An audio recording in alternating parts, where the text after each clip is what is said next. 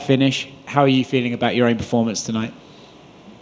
I haven't watched the whole fight, but the way I feel like I let some mistakes happen. But overall, I got what I wanted. I got my finish. That's what they want on contenders. That's what they want in the UFC. That's what I want. So, yes, there's things that I can say I can improve on, or work on, or not make those mistakes. But I got my finish. When you did get the finish, were you kind of confident that, okay, I've probably got this contract, right? Yeah, I mean, like that, yeah. When it's a KO like that, yeah, that's a contract. Was he tougher than you thought he was going to be? I knew he was tough. Look, he has a strong reason to be here. You know, I know the background. I know the whole story where he's from Afghanistan. He came on those last planes in November when they had that revolution, or however you want to call it there. I knew he had a strong reason to be here. He wasn't going to go out that easy. He wasn't going to go out, period, until you put him out. So I expected him to be tough. I didn't expect him to wrestle like that. I actually thought he was going to try to style on me with his range and 1-2 down the mat. I thought he was going to do that a lot more. But listen, I think the body shot might have cut that in half. I think he went to the grappling after he landed a pretty awesome body shot. Yeah. Were you surprised that the fight went on as long as it did? Because to the people in the room, it felt like maybe after that second round, they could maybe call it on the stool. Were you expecting, okay, he's still here, we're still going?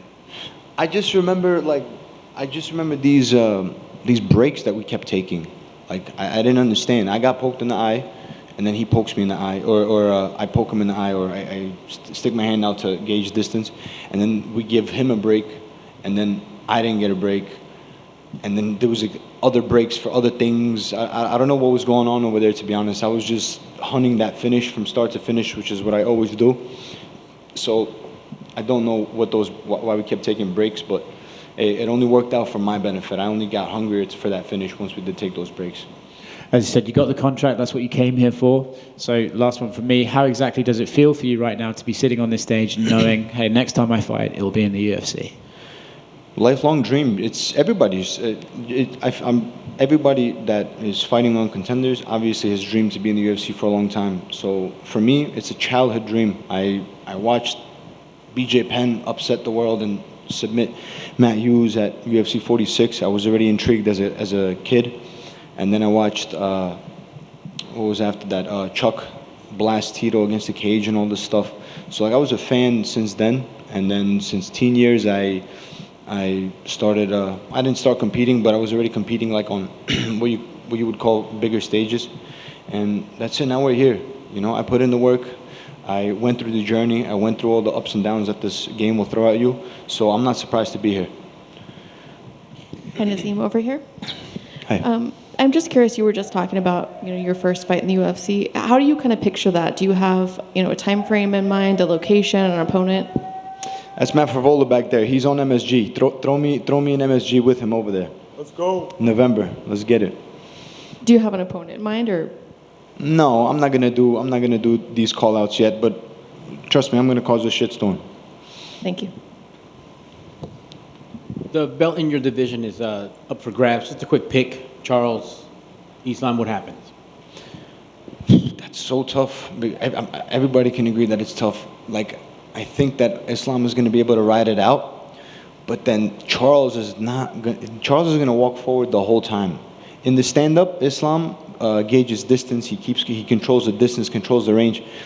Charles is going to walk right up to him, and he's not going to care if he gets taken down because he's going to threaten off his back. So if Islam wins this, I know that Charles is going to bring drama and he's going to bring dangerous moments in that fight.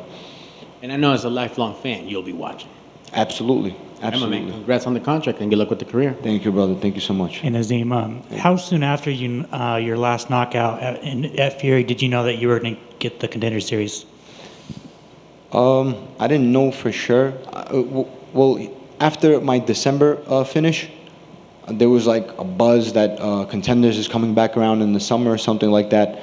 I wasn't guaranteed a spot on there, but I wasn't going to sit anyways. I wanted to keep busy. I sat out like 20 months from 2020 during COVID, and I had all these injuries that almost felt like a nightmare. It was like all back to back.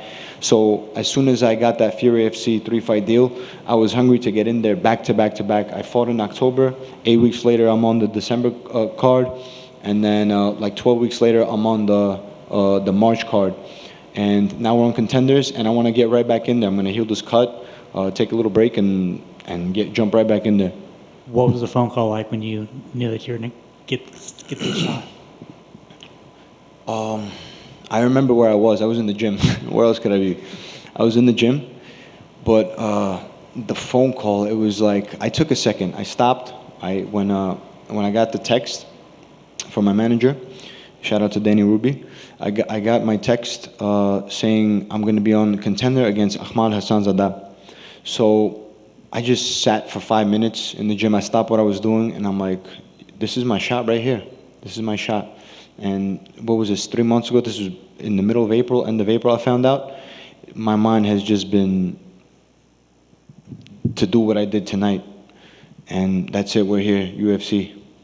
Congratulations. Thank you.